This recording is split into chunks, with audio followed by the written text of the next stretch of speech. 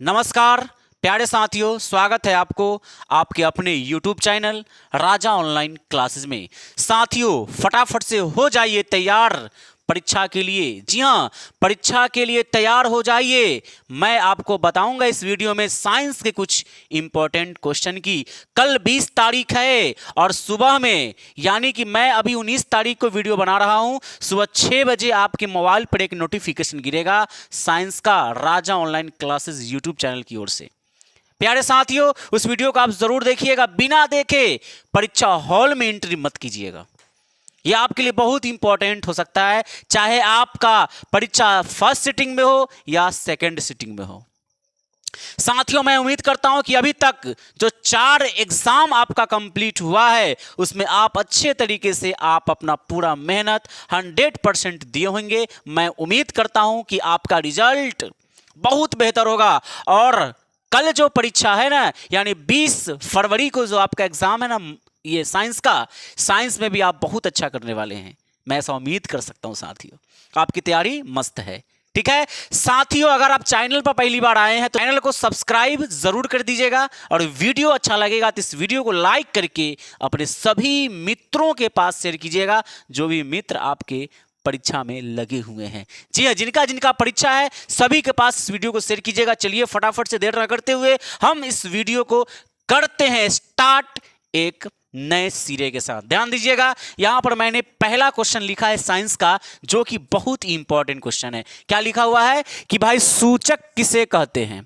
सूचक किसे कहते हैं? सूचक कितने प्रकार का होता है, यानी कि यह सूचक जो है कितने प्रकार का होता है, यह सवाल है आपका। तो मैंने लिखा कि सूचक क्या होता है? वैसा पदार्थ जो अपने रंग या गंध परिवर्तन के द्वारा अम्लीय तथा क्षारीय विलयन की पहचान को बताता है, उसे सूचक कहते हैं। जैसे कि हल्दी, चुकंदर, लिटमस पत्र और लाल गोभी का पत्ता आदि, ये आपका सूचक है।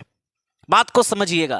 सूचक का मतलब ऐसा पदार्थ जो इंडिकेट करता है, जो बताता है कि मैं अम्ल हूं कि मैं क्षार हूं, मैं अम्ल हूं कि या मैं क्षार हूं, यह सूचक बताता है। मैंने वही लिखा है, वैसा पदार्थ जो अपने रंग, अपना रंग को बदल देगा या उसके गंध में परिवर्तन आ जाएगा। तो रंग या गंध के परिवर्तन के द्वारा अम्लीय तथा क्षारीय विलयन की पहचान को बताता है, ऐसे पदार्थ सूचक कहलाता है ना। जैसे कि हल्दी हो गया, चुकंदर हो गया, लिटमस पत्र हो गया, लाल गोभी का पत्ता आदि। आपको एग्जाम में ये प्रश्न दिखाई दे तो आपको ऐसे ही लिख देना वहां पर। ठीक है, आगे सवाल पूछा था कि सूचक कितने प्रकार का होता है।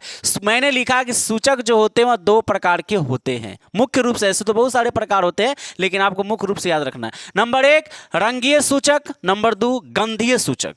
एक प्राकृतिक सूचक भी होता है कि नहीं, लेकिन आपको 2 ही लिखना है यहां पर।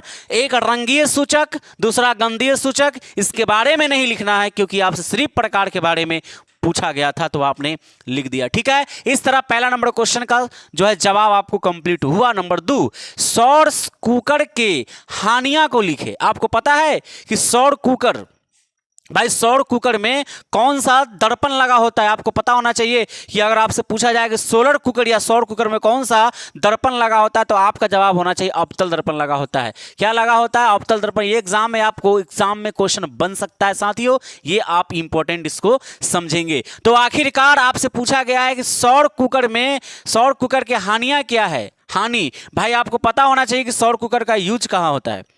ये खाना पकाने में इसका यूज कर सकते हैं, लेकिन कहीं ना कहीं इसकी हानियां भी बहुत सारी है। जैसे नंबर 1 मैंने लिखा कि सौर कुकर की हानियां निम्नलिखित है। नंबर 1 में सौर कुकर का प्रयोग सिर्फ गर्म जलवायु वाले क्षेत्रों में किया जाता है, जहां का टेम्परेचर है ना, जहां पर अधिक टेम्परेचर हो, गर्म जलवायु, वहां पर कर सकते हैं इसका प्रयोग, क्योंकि इसमें अवतल दर्पण लगा होता है। इसको हीट चाहिए, यानी सूर्य की प्रकाश चाहिए, तभी जाकर इसमें रखा हुआ भोजन बन पाएगा। ठीक है, नंबर 2 सौर कुकर का उपयोग सिर्फ जो है दिन के समय में किया जा सकता है, रात में नहीं। यहां पे क्या लिखा है? रात में नहीं, क्योंकि रात में सूरज कहां से लाइएगा?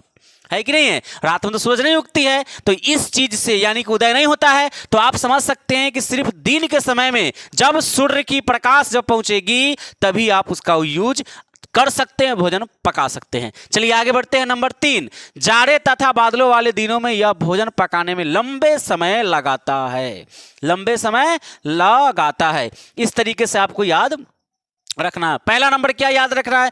पहला नंबर याद रखना है कि इसका उपयोग जो है सिर्फ गर्म जलवायु वाले क्षेत्रों में कर सकते हैं, है कि नहीं है? मैंने पहला नंबर में लिखा है। दूसरा, सौर कुकर का उपयोग सिर्फ दिन के समय में किया जा सकता है, रात में नहीं कर सकते हैं। नंबर 3 में मैंने लिखा कि जाड़े तथा बादलों वाले दिनों में यह भोजन पकाने में लंबे समय लगाता है, क्योंकि जाड़े एवं बादलों वाले दिनों में सूर्य की रोशनी नहीं पड़ती है कि नहीं है? क्योंकि बादल लगे होते हैं। नंबर 4, तलने वाले भोजन या रोटी पकने के लिए इसका उपयोग नहीं किया जा सकता। आप अगर सोचेंगे कि सब्जी बना रहे हैं, बार बार खोल खोल के उसको भूंजे, उसमें पानी डाले, उसमें ये करे वो करे, तो ये नहीं होगा इसके अंदर। क्योंकि इसमें क्या होता है कि एक बार अगर रख दिए, ठीक है, कोई भी चीज पकाना एक बार बढ़िया से सौन उनके रख दिए, ढांक कर छोड़ दीजिए, ठीक है, अपने आप सीटी मारेगा और ये खाना बनकर रेडी हो जाएगा। तो यहाँ पर तलने वाला सामान जैसे पूरी उड़ी नहीं पका सकते हैं आप, जो है पापड़ तिलौड़ी नहीं तल सकते हैं यहाँ पर, उसके बाद रोटी नहीं पका सकते हैं, तो इसका उपयोग नहीं करता है। तो यही आपका जो है हानि के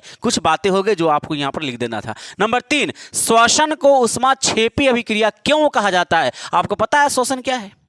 श्वसन वे सारी क्रियाओं का सम्मिलित रूप को कहा जाता है वायुमंडल से ऑक्सीजन को ग्रहण कर शरीर की प्रत्येक कोशिकाओं तक पहुंचाया जाता है तथा उसमें उपस्थित ग्लूकोज का आंशिक विखंडन होता है, जिसके पश्चात CO2 H2O ऊर्जा का उत्पादन होता है और CO2 पुनः शरीर से बाहर निकल जाता है। यही क्रिया तो श्वसन कहलाता है। आपको पता होगा। तो श्वसन को ऊष्माक्षेपी अभिक्रिया कहते हैं।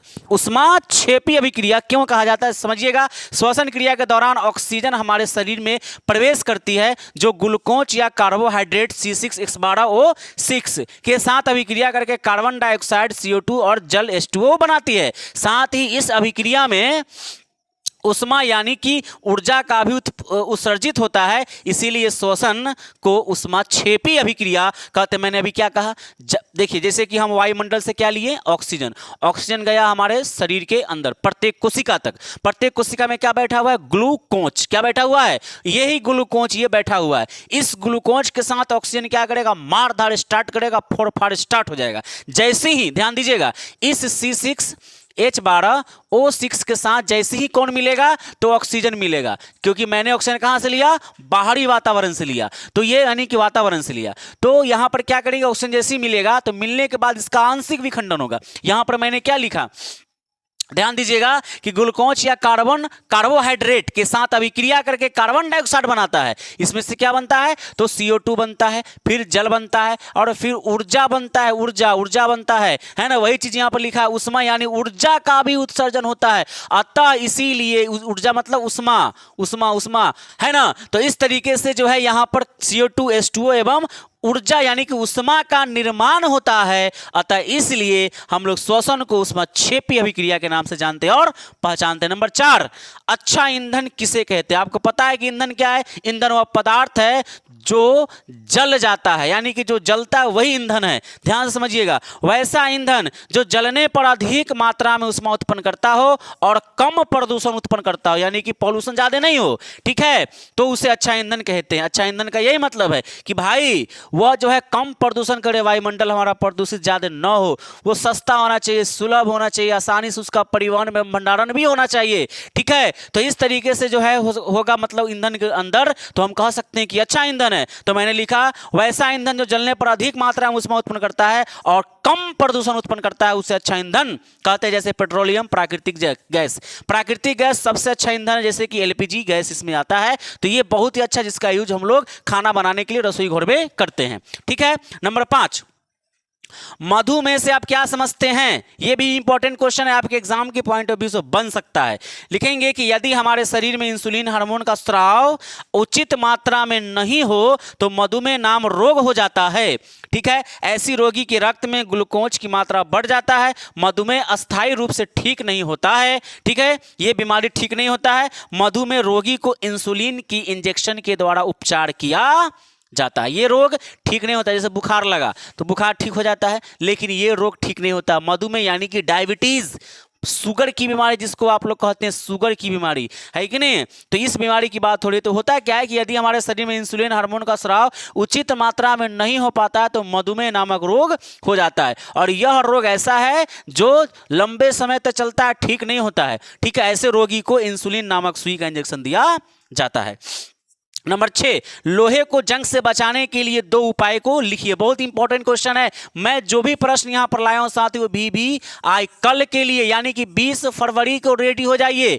20 फरवरी को आपको देना है पूरा का पूरा 100%। जी हाँ, 100% में 1% भी कम नहीं होना चाहिए, बात का ध्यान रखना है आपको। तो लोहे को जंग से बचाने के लिए 2 उपाय को लिखिए। नंबर 1, लोहे के सतह पर पेंट लगाकर बचा दीजिए, और लोहे के सतह पर जिंक लेपित करके जंग से बचाया जा सकता है। या उस पर आप ये भी लिख सकते थे कि लोहा के सतह पर जो है गिरिस उरिस लगा दीजिए, जिससे आपका लोहा में जंग नहीं लगेगा। तो आपको पता होना चाहिए। यहां पर यह सवाल पूछ सकता था कि संक्षारण किसे कहते हैं, संक्षारण क्या होता है, इसके बारे में बताइए। तो संक्षारण का मतलब क्या होता है, लोहे में जंग लगना ही संक्षारण कहलाता है। ये कोई बड़ी चीज थोड़ी है।